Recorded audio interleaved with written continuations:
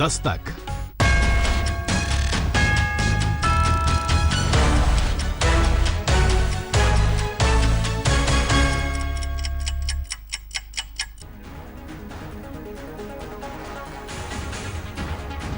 नमस्कार, मैं हूं पुण्य प्रसून वाजपेयी। बात दस्तक की, स्वागत नहीं। दो तस्वीर। पहली तस्वीर, प्रधानमंत्री मौन है, मनमोहन सिंह बोले हैं। यानी स्थितियों में पलट हुआ है। सत्ता हमेशा क्यों मौन हो जाती है, यह एक सवाल है, सत्ता बदल के बाद भी। दूसरी तस्वीर, प्रधानमंत्री संसद में नहीं पंजाब में बोलेंगे। कल वो भटिंडा में होंगे और वहां पर रैली होगी, वहां पर बोलेंगे। और संयोग से दिल्ली के सीएम केजरीवाल भी पंजाब में घूम रहे हैं और वह भी कल भटिंडा में होंगे। तो एक आमने सामने की स्थिति है जिसमें देखा जाए राजनीतिक तौर पर कल कौन कौन सी खबरें कहां से निकलती बनती है, क्योंकि संसद में हंगामा होना तय है। क्योंकि पंजाब में जाकर अगर प्रधानमंत्री कहेंगे फिर वही सवाल आएगा, सदन चल रहा है तो पंजाब में क्यों। लेकिन बहरहाल इन सब से इतर आइए आज बात कर ली जाए उस सिस्टम की, उस पॉलिटिकल सिचुएशन की, राजनीतिक व्यवस्था की, जिसमें क्या ये वाकई सवाल है कि चुप हम रहें, चुप तुम रहो। इस बात का जिक्र क्यों? इस बात का जिक्र इसलिए कि कोई भी निर्णय हिंदुस्तान में उस सिस्टम को लागू कराना है जो सिस्टम करप्ट है। निर्णय उस राजनीति को लेना है जो करप्शन और भ्रष्टाचार की अर्थव्यवस्था के ऊपर ही रेंगती है। जरा रिपोर्ट देखिए, सिलसिला आज लंबा है। तो 62 करोड़ नागरिक जो गांव में रहते हैं, करीब 29 करोड़ नागरिक जो शहरों की मलिन बस्तियों और झोपड़पट्टियों में रहते हैं, उनकी जिंदगी से तो जीने का अधिकार शब्द तक छीना जा रहा है। उस पर किसी पीएम ने कभी कोई बात नहीं की। और 90 करोड़ नागरिकों से ज्यादा के इस हिंदुस्तान का सच तो यही है कि न्यूनतम की जिंदगी भी करप्शन और नाजायज पैसे पर टिका दी गई है। मसलन गांव में हैंडपंप लगाना हो, घर खरीदना हो, रजिस्ट्री करानी हो, सरकार की ही कल्याणकारी योजनाओं का पैसा ही बाबुओं से निकलवाना हो, बैंकों के जरिए सरकार के पैसे को बांटना हो। यानी जहां तक जिसकी सोच जाती है वो सोच ले और खुलकर उसके बाद वो कह सकता है बिना कुछ ले देकर क्या कोई काम वाकई इस सिस्टम में होता है। दिल्ली में ही लाल डोरा की जमीन हो या जायज जमीन पर मकान बनाने का काम शुरू करना। पुलिस से लेकर इलाके के नेता वसूली के लिए कैसे टूट पड़ते हैं, ये किससे छुपा है। दिल्ली, मुंबई, तमाम शहरों में यही हालत। हर विभाग का एनओसी कितने में बिकता है, रेट तक शहर दर शहर तय है। नोटबंदी के बीच टोल फ्री चाहे हो चला हो, लेकिन दिल्ली से लेकर हर राज्य में पुलिसिया वसूली जारी है। यह सिस्टम न चेक से चलता है, न डेबिट या क्रेडिट कार्ड पर। और यह सिस्टम चलता भी क्यों है, इस पर भी कोई प्रधानमंत्री तो दूर, कोई मंत्री या कोई नेता बोलना नहीं चाहता। लेकिन नोटबंदी के सवाल ने हर किसी को आम आदमी के दर्द से ऐसे जोड़ दिया कि हर का सुर एक है, चाहे राजनीति के मैदान में दोनों अलग अलग हो। तो क्या मायावती नोट के हार को भूल गई? बड़ा शानदार दृश्य था ये, और इस बदले हुए दृश्य को भी देख लीजिए। और नरेश अग्रवाल भूल गए कैसे साइकिल की सवारी 2012 में अखिलेश यादव किया करते थे, और इस बार 2 करोड़ से ज्यादा की रकम वाली बस पर सफर होकर अखिलेश एक तरफ नेताओं के लिए भरे पेट जनता के सरोकार से जुड़ने की ऐसी वकालत है जिसमें जीडीपी का संकट हर किसी को दिखाई दे रहा है। लड़खड़ाती बाजार व्यवस्था हर किसी को नजर आ रही है। व्यापार ठप होने से माथे के बल पड़े हुए हैं। लेकिन इस महीन लकीर का जिक्र करने से हर कोई बच रहा है। देश में असल संकट तो संस्थानों के खत्म होने का है, और देश में हालात ऐसे बने हैं कि राजनीति हर संवैधानिक संस्थान तक को हड़प रही है। इसीलिए प्रधानमंत्री ने रिजर्व बैंक के अधिकारों तक को हड़पा है। सिस्टम बनाया किसने जो सुप्रीम कोर्ट के वकील अरबपति हो गए, प्राइवेट अस्पताल चलाने वाले खरबपति हो गए, प्राइवेट शिक्षा संस्थान चलाने वाले अरबों और खरबों के मालिक हो गए। इन्हें पैसा देता कौन है, और जो देता है वो है कौन? क्या ये किसी से छिपा है? हर प्रधानमंत्री जानता है, हर सरकार को इसकी जानकारी है। इसीलिए तो सुप्रीम कोर्ट तो दूर, हाई कोर्ट तक भी क्या कोई आम जनता अपना केस लड़ने पहुंच पाती है? बिना इंश्योरेंस प्राइवेट अस्पताल में आम जनता इलाज करा पाती है? निचली अदालत के चक्कर और बिना इंश्योरेंस प्राइवेट अस्पताल में इलाज किसी आम जनता के लिए घर बार बेचने सरीखा क्यों हो जाता है? और ये पूरा खेल नकदी का है। तो क्या ये खेल नोटबंदी के 50 दिन के दर्द परेशानी को सहने के बाद खत्म हो जाएगा? क्या गांव से लेकर शहर तक प्रधानमंत्री मोदी इसका भरोसा दिला पाएंगे? अगर हाँ, खत्म हो जाएगा, इस बात को वो कहते हैं, तो शायद हर कोई देश बदलने को तैयार होगा। लेकिन खत्म होगा नहीं, और ईमानदार भारत बनाने की भावनाओं के उभार का ये खेल अगर तमाम राजनीतिक जुमलों की तर्ज पर चल रहा है तो मान लीजिए अंधेरा वाकई घना है। हमने लिखा चुप हम रहें चुप तुम रहो, लेकिन इसका एक उलट भी होता है। हम भी कहें तुम भी कहो। ब्लैक मनी पे कहा गया, किसी ना किसी रूप में ब्लैक मनी के साथ साथ स्विस बैंक का भी जिक्र आया, करप्शन का भी जिक्र आया। कब कब कैसे कैसे सत्ता स्थितियां बदल देती है, क्योंकि आपने भी कहा हमने भी कहा, सत्ता मिल गई फिर चुप। जरा रिपोर्ट देखें। याद कीजिए 25 बरस पहले वीपी सिंह स्विस बैंक का नाम लेते तो सुनने वाले तालियां बजाते थे।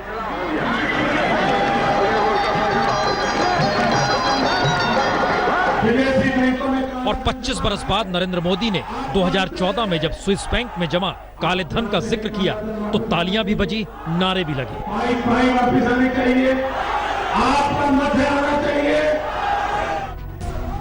25 बरस पहले स्विस बैंक की चुनावी हवा ने वीपी को 1989 में प्रधानमंत्री की कुर्सी तक पहुंचा दिया। और ध्यान दें तो 25 बरस बाद काले धन और भ्रष्टाचार की इसी हवा ने नरेंद्र मोदी को भी पीएम की कुर्सी पर बैठा दिया।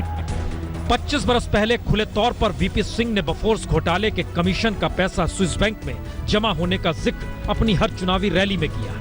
हर मोहल्ले, हर गांव, हर शहर की चुनावी रैली में वीपी के ये कहने से ही सुनने वाले खुश हो जाते कि बफोर्स घोटाले के कमीशन का पैसा कैसे स्विस बैंक में चला गया और वीपी पीएम बन गए तो पैसा वापस भी लाएंगे और कमीशन खाने वालों को जेल भी पहुंचाएंगे। तब वोटरों ने भरोसा किया, जनादेश वीपी सिंह के हक में गया। लेकिन वीपी के जनादेश के 25 बरस बाद भी बफोर्स कमीशन की एक कौड़ी भी स्विस बैंक से भारत नहीं आई। तो क्या 25 बरस बाद स्विस बैंक में जमा काले धन से फिसलकर प्रधानमंत्री मोदी ने देश में जमा काले धन का जिक्र कर जब नोटबंदी का शिकंजा कसा तो झटके में वही बाजार व्यवस्था आ गई जिस पर देश ही नहीं सियासत भी चल रही है।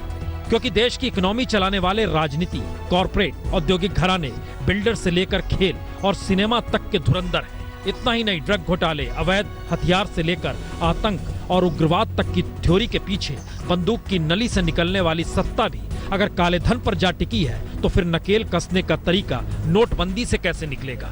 क्योंकि इनका काला धन रुपए में नहीं डॉलर पर टिका है, देश में नहीं दुनिया के बाजार में घुसा हुआ है। खनन से लेकर रियल एस्टेट का धंधा देश के बाहर कहीं ज्यादा आसान है। तो क्या काले धन का सवाल राजनीतिक सत्ता के लिए किसी फिल्म के सुपरहिट होने सरीका है? क्योंकि मोदी सरकार ने जिन 627 काले धन के बैंक धारकों के नाम सुप्रीम कोर्ट को सौंपे हैं, उन नामों को भी स्विस बैंक में काम करने वाले एक विसिल ब्लोअर ने निकाले जो फ्रांस से होते हुए भारत पहुंचे।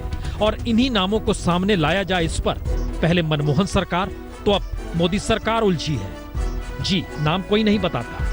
और ध्यान दें तो वीपी सिंह के दौर में भी सीबीआई ने बफोर्स जांच की पहल शुरू की और मौजूदा दौर में भी सुप्रीम कोर्ट ने 627 खाता धारकों के नाम सीबीआई को साझा करने का निर्देश देकर यह साफ किया कि कालाधन सिर्फ टैक्स चोरी नहीं है, बल्कि देश में खनन की लूट से लेकर सरकार की नीतियों में घोटाले यानी भ्रष्टाचार भी काले धन का चेहरा है, जिसका जिक्र आज वित्त मंत्री अरुण जेटली भी कर गए। 2G से लेकर कॉमनवेल्थ गेम, कोल स्कैम, जो लाखों करोड़ों रुपए के स्कैम्स हुए, आज ब्लैक मनी के खिलाफ हुआ कैंपेन उनको ब्लंडर लगने लग पड़ा है। तो अगर काले धन के इसी चेहरे को राजनीति से जोड़ें तो फिर याद कर लीजिए 1993 की वोरा कमेटी की वह रिपोर्ट और मौजूदा वक्त में चुनाव आयोग का चुनाव प्रचार में अनअकाउंटेड मनी का इस्तेमाल उसी राजनीतिक सत्ता को कटघरे में खड़ा करता है जो सत्ता में आने के लिए स्विस बैंक का जिक्र करती है और सत्ता में आने के बाद स्विस बैंक को एक मजबूरी करार देती है।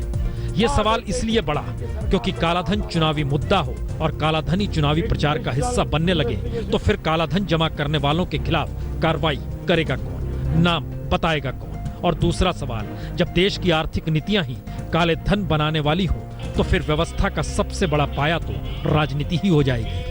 उस पर संसद तो ध्यान नहीं देगी। जाहिर है ये ऐसे सवाल है जिन्हें बार बार याद दिलाना पड़ेगा। क्यों? क्योंकि जिस जीडीपी का जिक्र होता है, पीठ ठोकी जाती है। पहली बार नोटबंदी के साथ उसी लेकर ही सवालिया निशान है। तो अब रास्ता किधर जाता है? Since we took office in GDP growth, foreign exchange reserves and investors' confidence have all increased.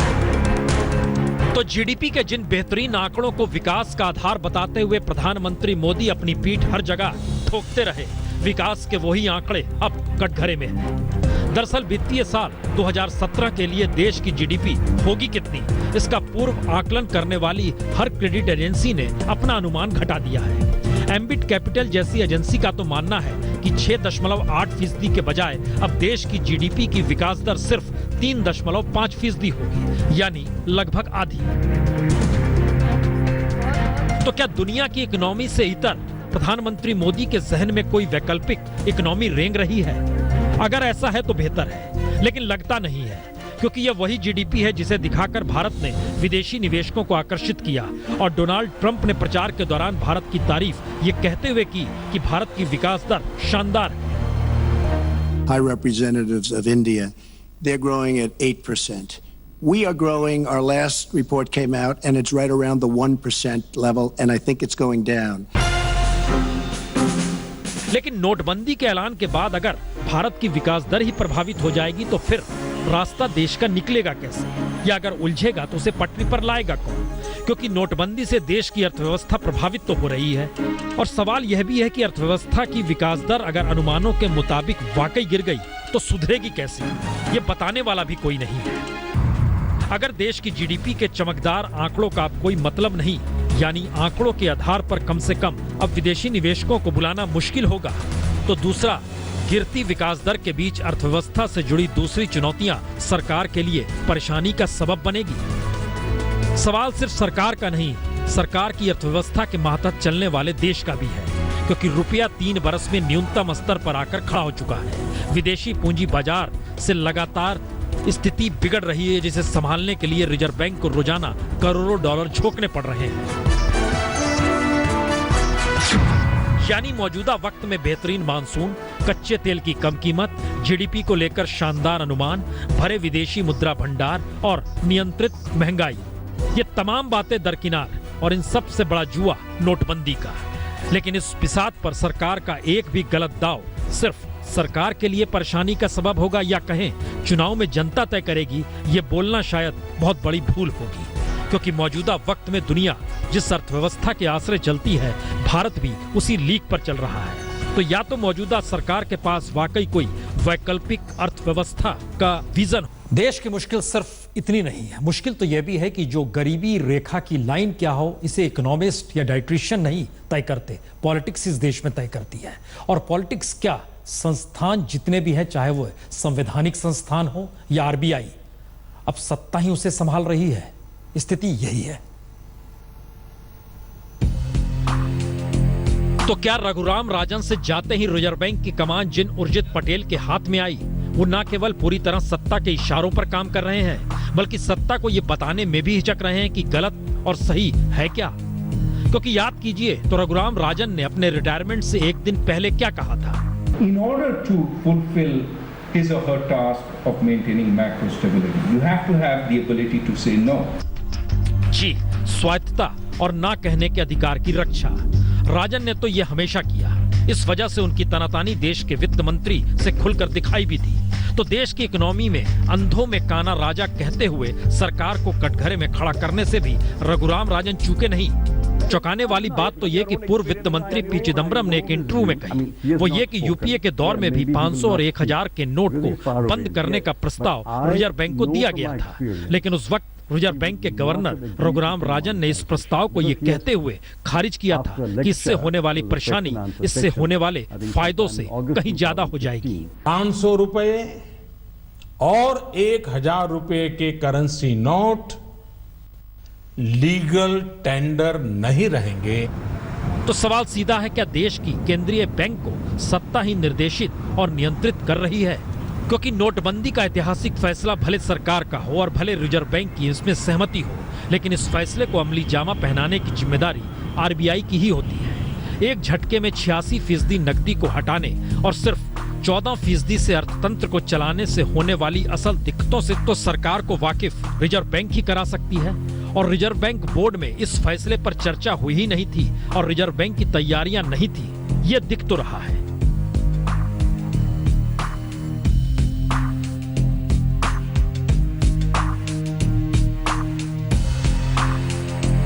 क्योंकि ऐसा ना होता तो रिजर्व बैंक रोजाना बैंकों को अलग अलग निर्देश जारी ना करता, ऐसा ना होता तो फिर एटीएम मशीनों में पैसे होते, और ऐसा ना होता तो 2000 के नए नोट से पहले 500 के नए नोट बाजार में आते, और ऐसा ना होता तो एटीएम मशीन के अनुकूल ही नोट का साइज भी होता। यानी उर्जित पटेल की पूरी कार्यक्षमता भी कटघरे में है, और आलम यह है कि बैंक एसोसिएशन अब उर्जित पटेल का इस्तीफा मांग रहा है। नोटबंदी के खिलाफ जब हम बोलते हैं तो कोऑपरेटिव सिस्टम को आपको खत्म करने का इरादा है क्या, इसलिए हम उर्जित पटेल का एक रेसिग्नेशन मांग रहे हैं। तो दो सवाल फिर सीधे, क्या उर्जित पटेल सरकार के इतने दबाव में थे कि वो वक्त मानने की हिम्मत न जुटा पाए, या उन्हें होने वाली परेशानियों का अंदाजा ही नहीं था कि वो जैसा सरकार कहती रही वैसा करते चले गए।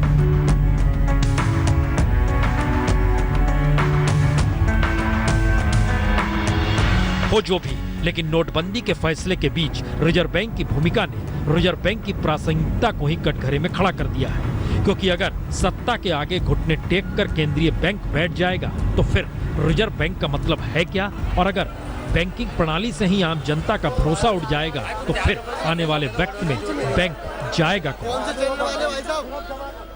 Real political bank of India. जी, आरबीआई का ये नाम मौजूदा वक्त में क्यों पड़ रहा है? सवाल इतना नहीं है, सवाल है इस देश के भीतर अगर वाकई तमाम संस्थान खत्म हो रहे हैं और चुनी हुई सरकार संस्थानों से इतर बड़ी दिखाई देने लगती है, और इन सब के बीच उसका नजरिया उस दिशा में नहीं जाता है जिस दिशा में दुनिया देख रही है, तो हिंदुस्तान का मतलब बाहर क्या है? एक रिपोर्ट आज ही आई है, उस रिपोर्ट का भी जिक्र करते हैं, जरा इस रिपोर्ट को खुद ही देख लीजिए। तो भारत के टॉप 1% आबादी का देश की कुल संपत्ति के 60% से ज्यादा पर कब्जा है, और दुनिया में भारत असमानता के मामले में नंबर 2 पर है। पहले नंबर पर रूस है, और ये ग्लोबल एजेंसी क्रेडिट स्विस की आज ही आई वेल्थ रिपोर्ट का अनकहा सच है। ऐसा सच जो डराता भी है, क्योंकि देश का आलम यह है कि महज 0.3% आबादी के पास $1 लाख से ज्यादा की संपत्ति है, तो देश के 96% आबादी के पास $10 से भी कम की संपत्ति है। और ये वेल्थ रिपोर्ट कहती है कि देश में संपत्ति बढ़ रही है, लेकिन विकास का फायदा सबको नहीं मिल रहा, तो संकेत साफ है, देश के गरीबों के लिए देश में ही जगह नहीं। फिर सवाल वही, गरीबों की बात करने वाली सरकारों के दौर में ही अमीर बढ़ते कैसे जा रहे हैं, और आर्थिक असमानता के मामले में तो भारत एशिया में नंबर 1 पर है। तो क्या वजह भी यही है कि नोटबंदी के ऐलान के बाद आम गरीब 2 जून की रोटी के लिए लाइन में खड़ा दिख रहा है, और रईस ना तो कतार में और ना ही किसी चिंता में?